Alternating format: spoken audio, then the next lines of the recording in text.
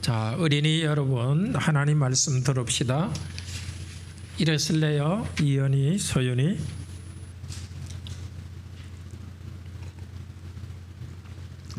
네, 앉아서 들을래요? 네, 좋아요. 오늘 여호와를 송축하라는 말이 나와요. 좀 어려운 말이죠. 송축한다는 것은 축복한다는 뜻이에요. 축복한다는 건 아는지 모르겠네요. 축복한다? 너무 좋습니다 이렇게 하는 게 축복이에요. 좋게 되기를 바랍니다 이렇게 하는 것도 축복이고, 좋습니다 하는 것도 축복이에요. 왜 우리가 하나님을 좋습니다 하고 말하죠? 하나님이 먼저 우리한테 좋은 것을 하셨기 때문이에요. 네, 하나님께서 우리한테 무슨 좋은 일을 했느냐? 크게 두 가지입니다. 하나는 우리 죄를 다 없애주고 하나님의 아들, 딸로 만들어줬어요. 두 번째는 먹고 사는 거, 그냥 이 세상에 있는 좋은 걸 주셨어요. 그래서 우리는 하나님은 좋습니다 이렇게 말하는 게 찬양입니다. 여러분들도 하나님은 참 좋으신 분입니다 하고 찬양하세요. 좀 더 자세히 찬양에 대해서 들읍시다. 앉으세요.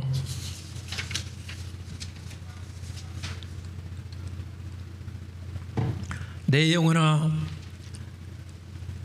여호와의 영원한 사랑을 찬양하라.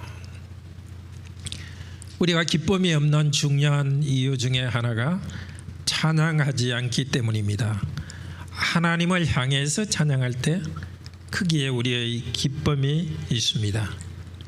찬양하지 않는 것은 하나님이 우리에게 얼마나 좋은 일을 하셨는지 잘 모르기 때문입니다. 오늘 시편 103편은 하나님이 우리에게 하신 좋은 일들을 다시 생각하고 하나님을 찬양하게 합니다. 우리를 기쁨으로 이끌어 줍니다. 내 영혼아, 여호와의 영원한 사랑을 찬양하라. 1절에서 5절은 내 영혼아 찬양하라. 왜냐하면 그분은 모든 좋은 것을 주셨기 때문에. 6절부터는 모든 좋은 것을 주신 여호와께서는, 하나님께서는 우리에게 사랑을 실천하십니다. 그래서 우리는 하나님의 말씀을 실천할 때에 하나님은 더 사랑해 주십니다. 언약 관계에 있습니다. 세 번째는 이제 하늘의 천사들과 온 만물이 찬양하라 하면서 다시 내 영혼아 찬양하라고 합니다. 성령님께서 이 시간, 이 시편을 통해서 우리가 찬양할 수 있도록 우리 마음을 일으켜 주기를 바랍니다. 이 말씀을 잘 기억하고 주중에도 하나님을 찬양할 수 있기를 바랍니다. 먼저 내 영혼아 찬양하라. 그분은 우리에게 좋은 것을 주셨기 때문에. 네, 읽는 것은 여러분이, 제가 읽을 때 여러분들이 같이 읽어도 좋고 작은 소리로 따라해서도 좋고 그냥 들어도 좋습니다.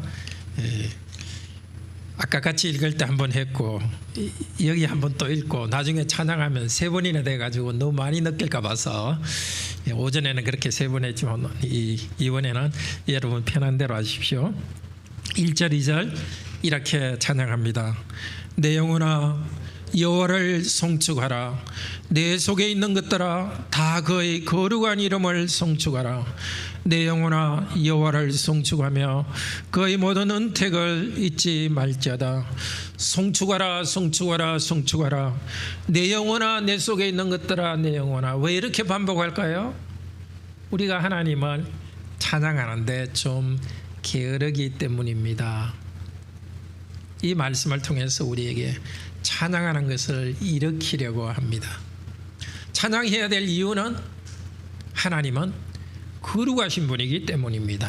이 세상을 초월하시고 사람이 가까이 갈 수 없는 영광스러운 성품을 가져 있기 때문입니다.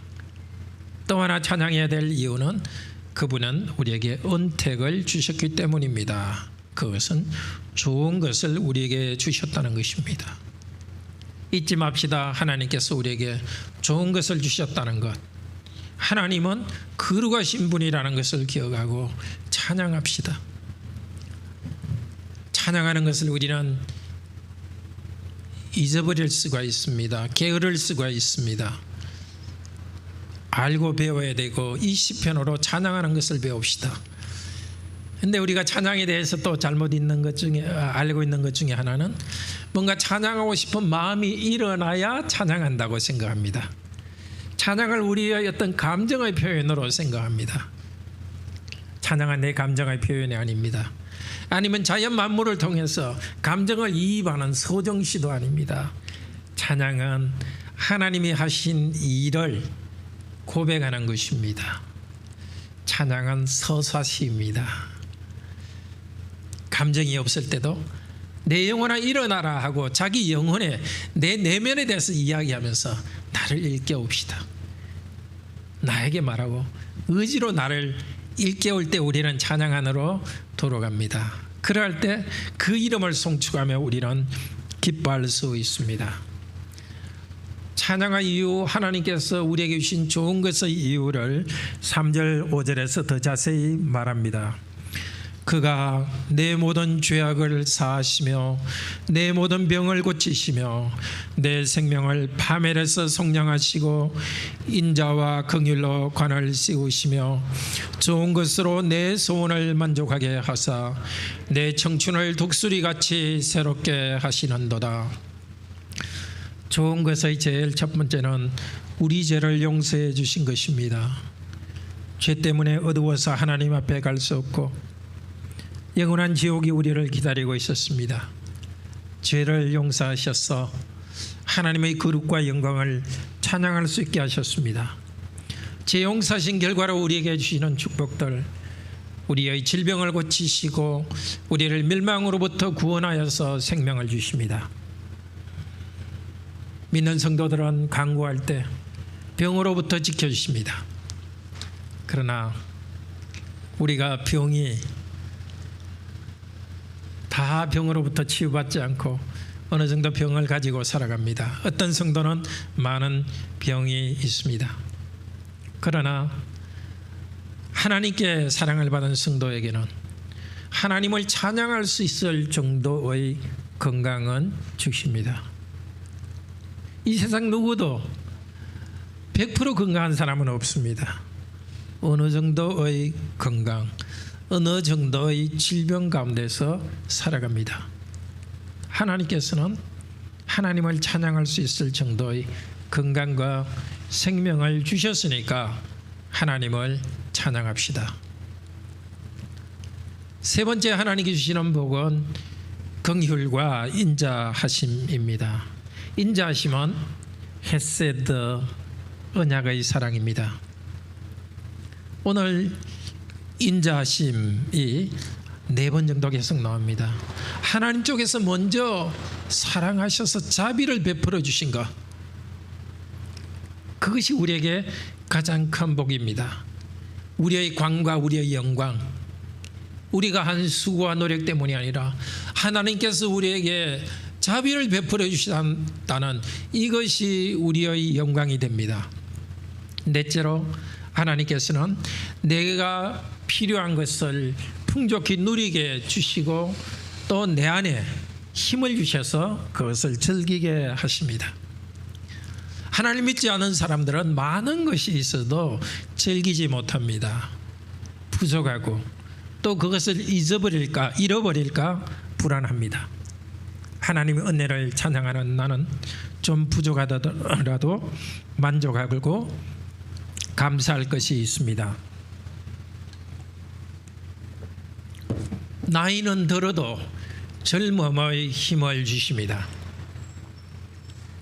하나님과의 관계 속에서 내가 해야 될 일을 할 수 있는 힘을 주십니다. 비록 내가 약하더라도 성령님께서 나를 돌보고 있습니다.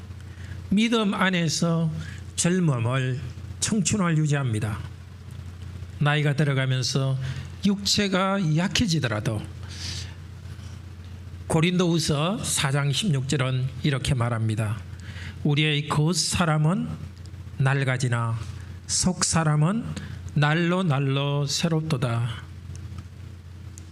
속사람은 하나님과의 관계 속에 있는 우리의 중심을 말합니다.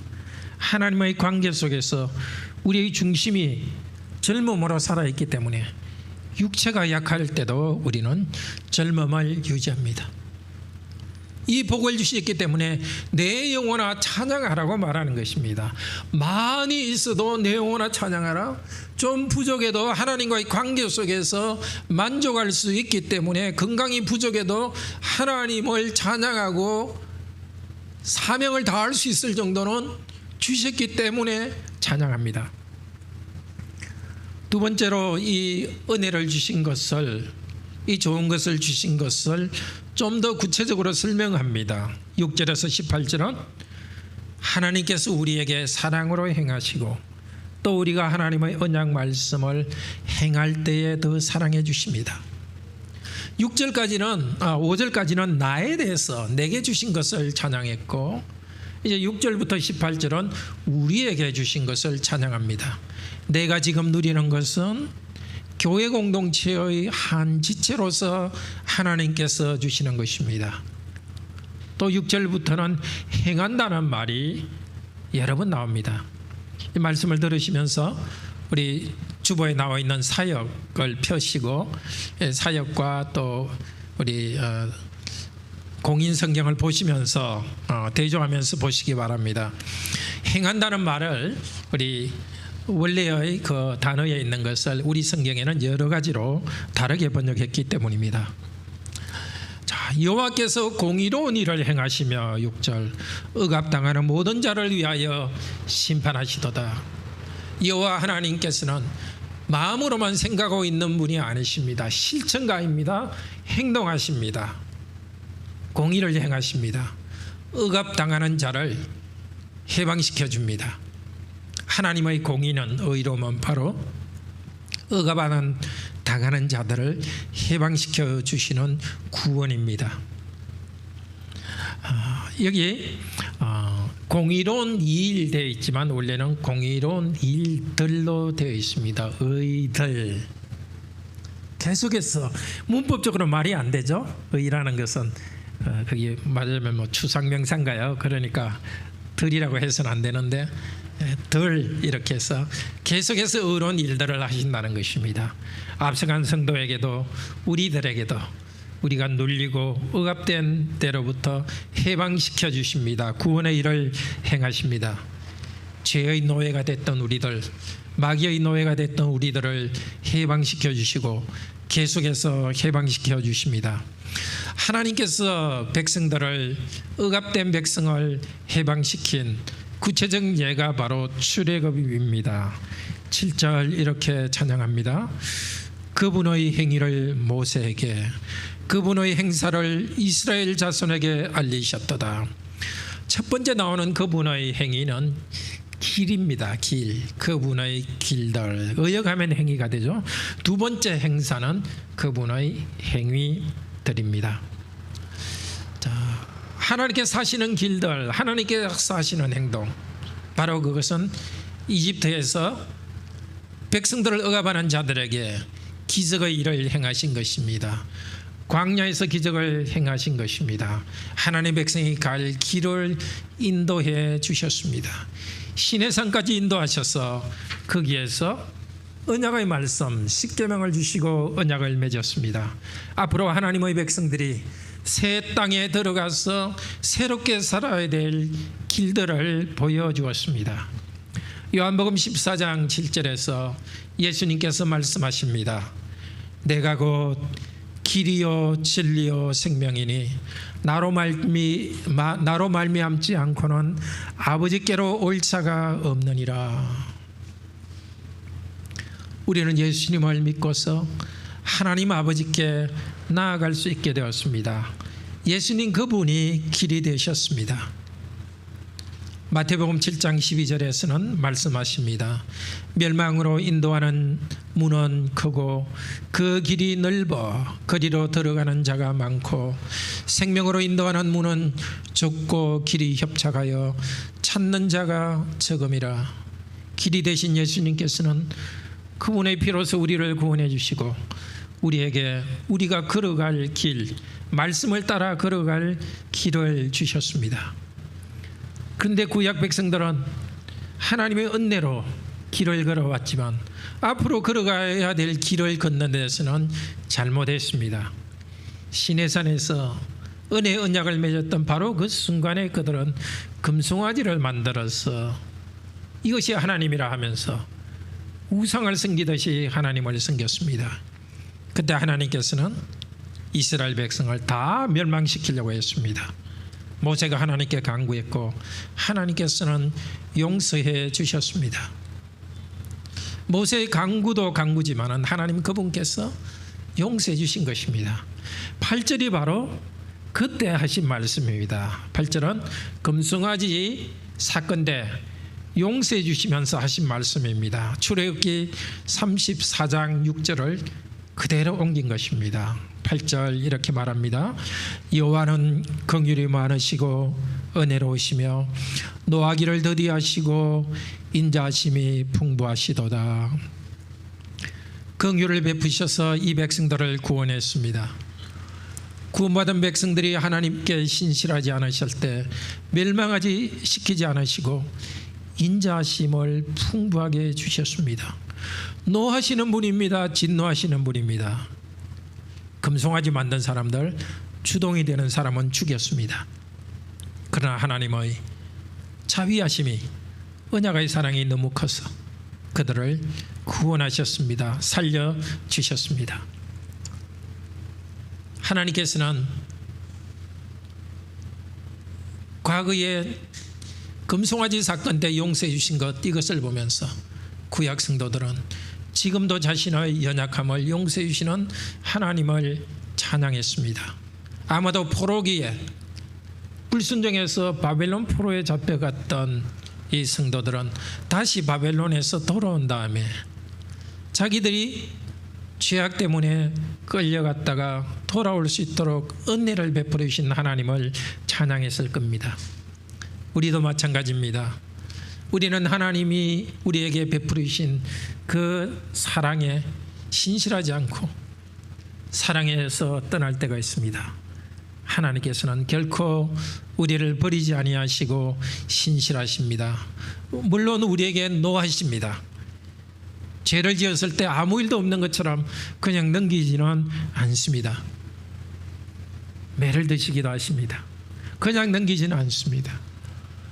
그러나 우리들을 노를 거두시고 은혜를 베풀어 주십니다. 여기에 죄악을 따라 우리에게 갚지는 않으시며, 이 갚는다는 말이 앞쪽에 2절에 나오는 언덕과 같은 말입니다. 하나님께서는 우리가 죄인인데도 그 처벌하시면서 갚는 것으로 끝나지 않고 오히려 좋은 것들로 갚아주시는 참으로 말이 안 되는 하나님입니다. 죄인들인데도 계속 좋은 것을 주십니다. 또 처벌하지 않으신다. 이 처벌이라는 것도 사역으로 보시면 벌을 죄에 따라 행하지 않으신다. 일부러 행한다는 말을 썼습니다. 하나님께서는 앞쪽에서 의로움과 자비로움을 우리에게 행하셨고 죄에 따라서 행하지 않습니다. 하나님께서는 벌을 행하지는 않으시고 적게 행하시고 자비는 많이 행해 주십니다. 그렇지만 우리의 죄가 하나님을 진노하게 화나게 만드신다는 사실은 아시기를 바랍니다. 화가 나지만 참고 용서해 줍니다. 우리가 얼마나 하나님의 화를 듣고 왔는지 생각해 보시기 바랍니다. 하나님을 계속 화나게 하지 않는지.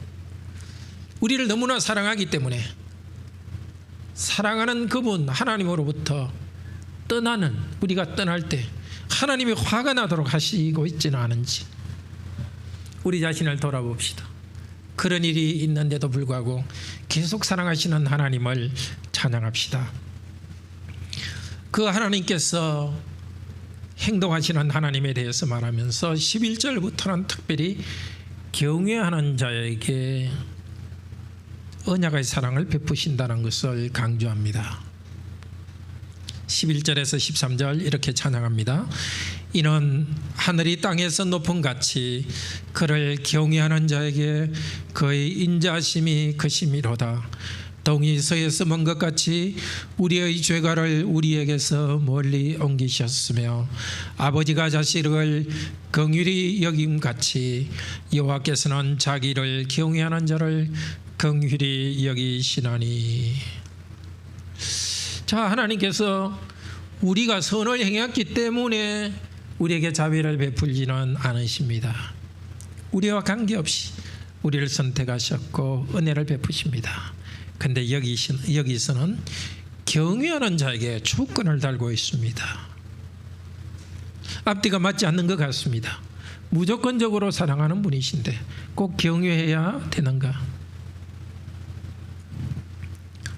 하나님의 사랑을 받고도 그 자비와 은혜를 악용하는 사람은 그 자비와 은혜를 계속 받을 수가 없습니다.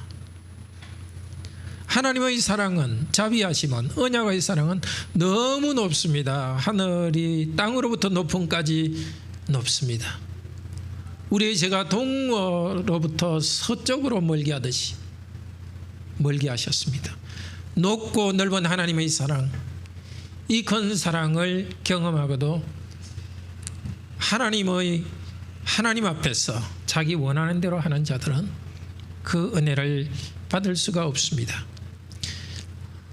논리적으로 말이 안 됩니다. 은혜를 주셨으면 그냥 받는데 경외하지 않으면 받지 못한다고. 이 하나님이 주시는 신비한 세계입니다. 경외한다는 것은 말 그대로는 두려워한다는 것입니다. 죄를 우리로부터 옮기시지만 죄에 대한 심판이 있다는 것을 알고 우리는 두려워하는 것이 당연합니다. 죄 지으면 다 용서해 주시는데 그거는 구원을 모르는 사람입니다. 우리 죄를 용서하시지만 그 죄에 대해서는 하나님의 진노와 심판이 있습니다.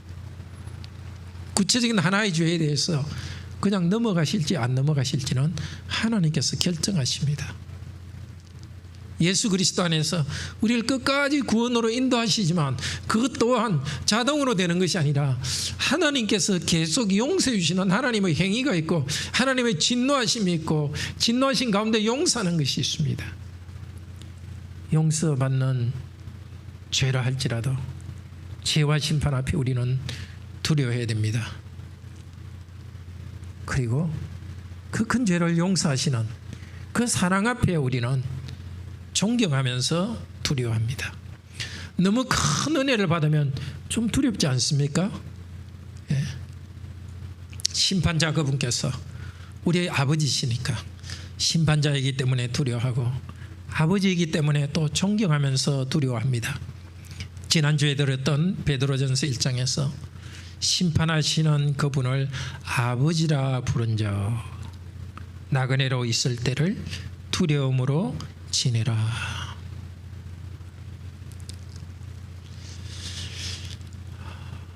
하나님의 심판에 대한 두려움과 그러나 아버지의 사랑을 알면서 계속 경외하는 자들, 그들이 하나님의 긍휼하심을 계속 받을 수가 있습니다.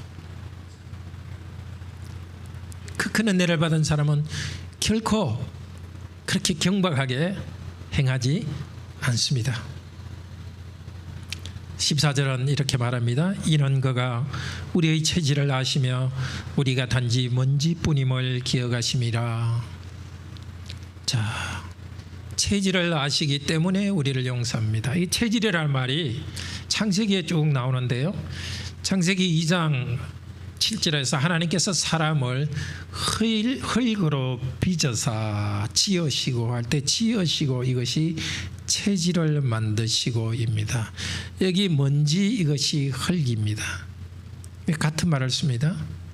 하나님께서 사람을 그 자체로서는 아무것도 아닌 그냥 흙에서 하나님께서 지으시고 다만 하나님께서 호흡을 불러 넣으셨습니다. 하나님께서 생명을 주시니까 이 먼지 같은 인간이 체질을 형성했습니다. 그 다음에 체질이라는 말은 창세기 6장 5절에 나옵니다. 그 전에 흙이라는 말은 3장 19절에 아담이 범죄했을 때 하나님께서 너는 흙이니 흙으로 돌아가라. 하나님께 범죄한 사람에게는 심판하셔서 흙으로 들어가게 하십니다. 하나님께서는 그럼에도 불구하고 자비를 베푸셔서 인구가 번성하게 하셨습니다. 죄악이 너무 심해졌습니다. 창세기 6장에서 하나님께서는 보셨습니다. 사람의 마음으로 생각하는 모든 계획, 이 계획이 바로 체질입니다. 사람의 모든 체질이 악한 것을 보셨습니다. 더 이상 수리 불가능한 것을 아시고서 인류를 다 멸망시키고 노아 한 가족만 남겨주셨습니다. 홍수 위에 노아가 하나님께 감사하며 제사를 드렸을 때 창세기 8장 21절은 이렇게 말합니다.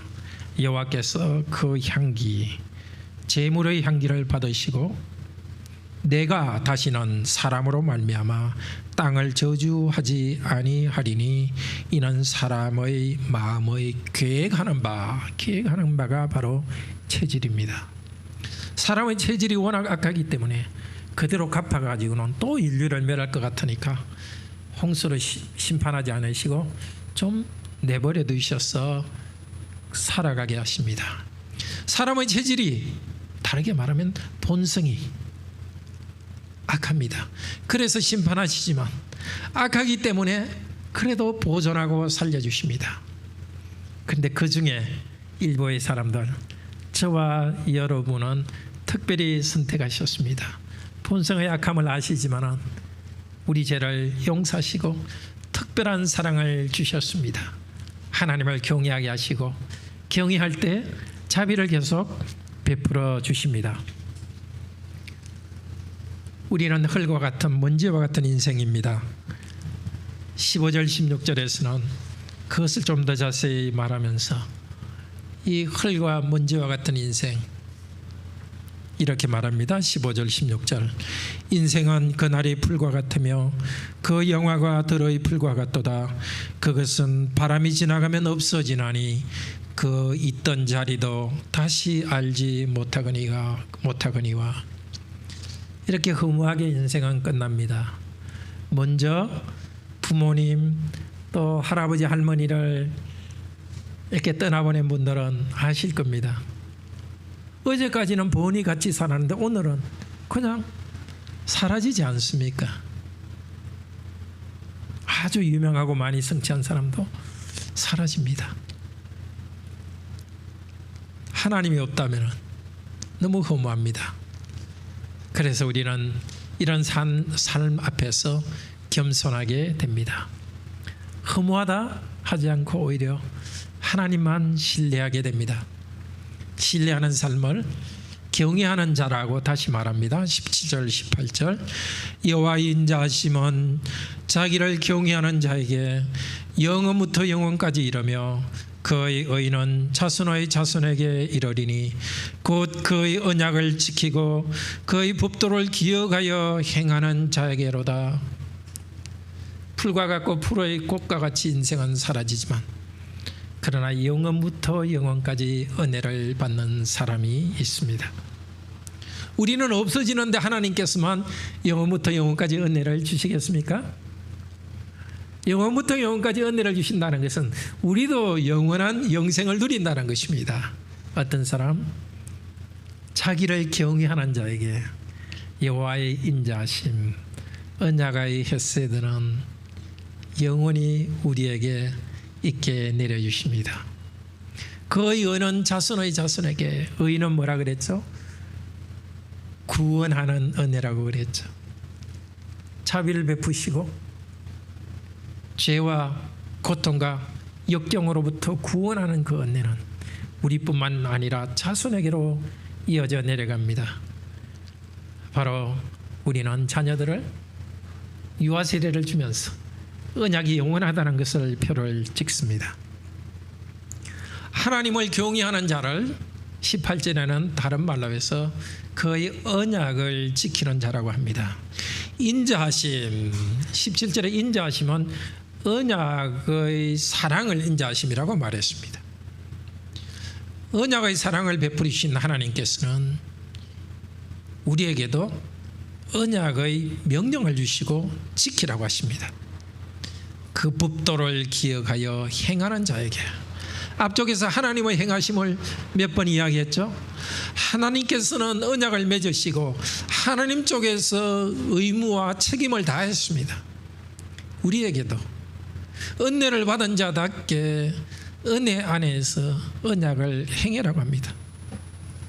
하나님을 경외하면서 경배하는 자, 하나님의 말씀에 순종하여 행하는 자에게 긍휼과 구원의 은혜가 계속됩니다. 그러나 우리 중에 누가 100% 하나님을 경외할 수 있겠습니까? 누가 100% 하나님 말씀을 지킬 수 있겠습니까? 우리의 마지막 희망은 오직 하나님의 언약의 자비밖에 없습니다. 하나님의 자비 안에서, 은혜 안에서 우리는 경외하는 것이고, 하나님의 돌보심 안에서, 하나님께서 우리를 지켜주시는 것 안에서 우리는 그 명령을 지킵니다.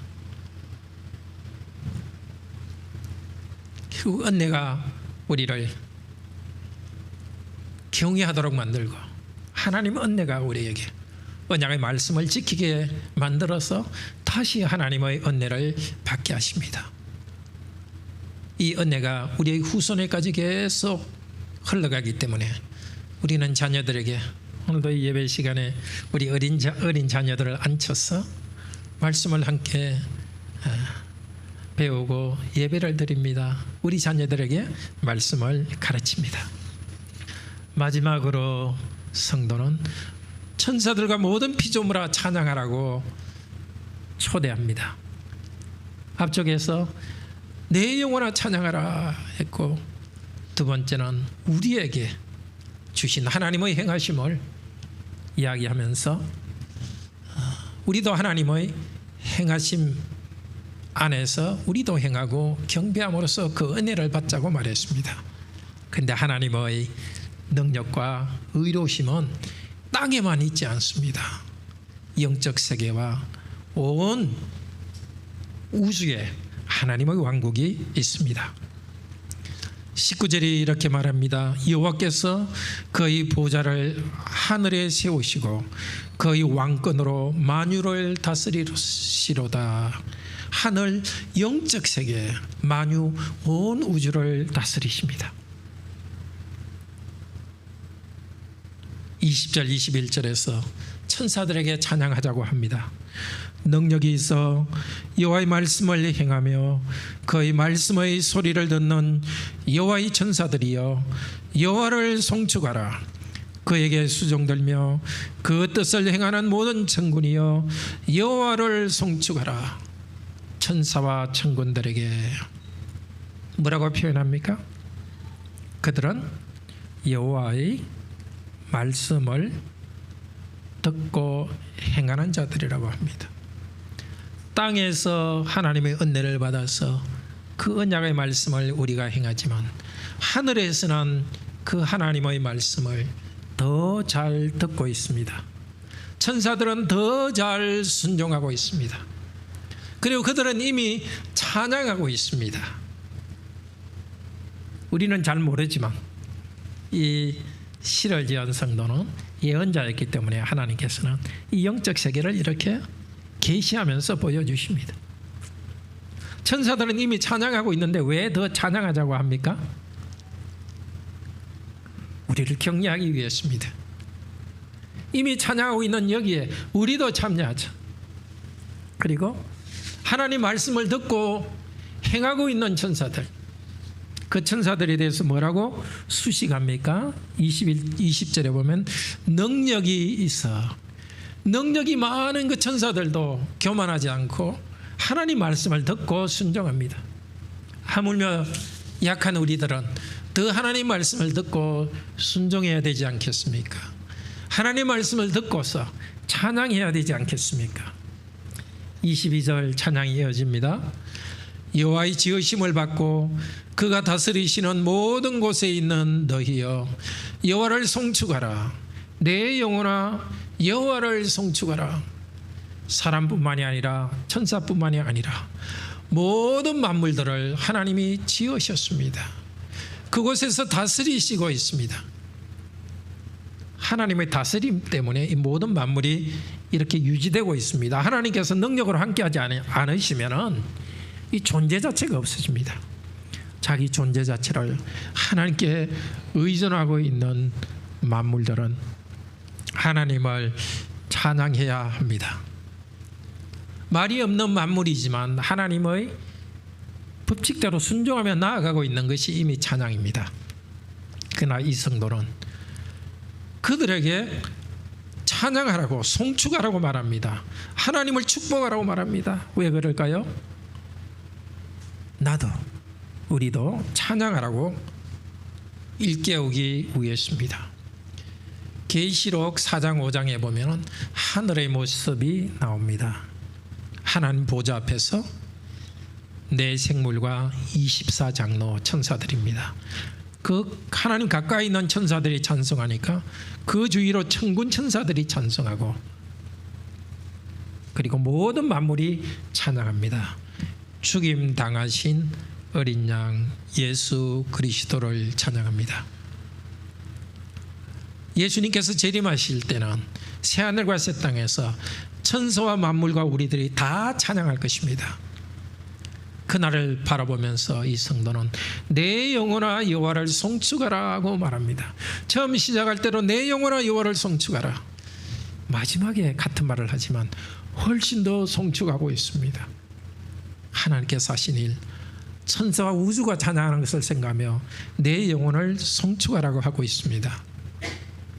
사랑하는 형제자매 여러분, 하나님을 송축합시다.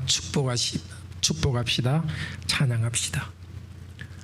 하나님의 인자하심이 예수 그리스도 안에 나타났습니다. 요한복음 1장 14절은 말씀이 육신이 되어 우리 가운데 거하심에 우리가 그 영광을 보니 독생자의 영광이요 은혜와 진리가 충만하도다. 이 은혜가 바로 인자하심입니다. 하나님의 인자하심, 우리 죄를 용서하는 그 인자하심은 바로 하나님 그분께서 사람이 되시는 데서 나타났습니다. 사람이며 하나님이신 그분께서 우리 죄를 용서하기 위해서 몸을 가진 분으로서 십자가에 죽으시고 아버지 하나님께서는 그를 부활하게 하셔서 영광 중에 앉히셨습니다. 이제는 우리 주 예수 그리스도를 통하여서 하나님을 찬양합시다. 예수님을 믿을 때 우리를 의롭게 하시고 죄와 마귀와 사탄의 권세로부터 우리를 구원하시는 이 큰 은혜를 찬양하도록 합시다. 은혜로 구원받은 우리들이 하나님께 순종하는 것이 부족하고 경외함이 적을 때도 다시 우리를 용서하시고 자비를 베푸시는 그 하나님 찬양하도록 합시다.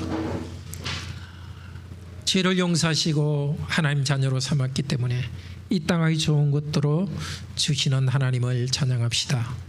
이미 천사들과 만물이 찬양하고 있으니까 우리도 찬양합시다. 요리문답에서 이야기하듯이 죄로부터 구원받은 성도는 어떻게 해야 됩니까?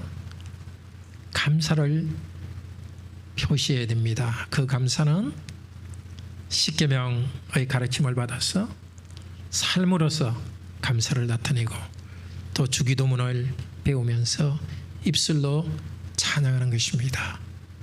우리 다 함께